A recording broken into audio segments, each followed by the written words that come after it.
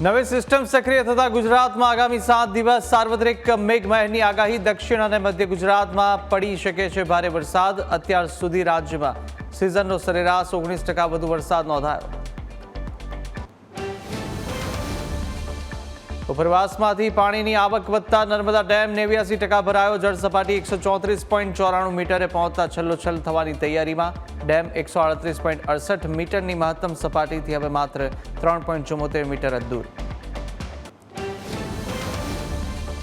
Surat સિવિલના doctor હર્ષ પંડ્યા આપઘાત કેસમાં મોટો વળાંક। મૃતકના પિતાએ નોંધાવી બીજી ફરિયાદ। ખટોદરા પોલીસ મથકમાં રેગિંગ કરનાર 4 સિનિયર ડોક્ટરો વિરુદ્ધ આપઘાતની દુષ્પ્રેરણાનો ગુનો દાખલ।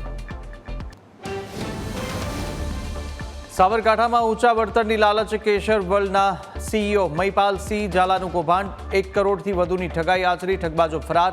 નાણાં પરત માંગતા રોકાણકારોને જાનથી મારી નાખવાની અપાઈ ધમકી। સુરતના એમ્બ્રોઇડરી ઉદ્યોગમાં રવિવારની રજા માટે હજારો કામદારોની હડતાલ। મશીનો બંધ રાખી કામકાજનો સંપૂર્ણ બહિષ્કાર।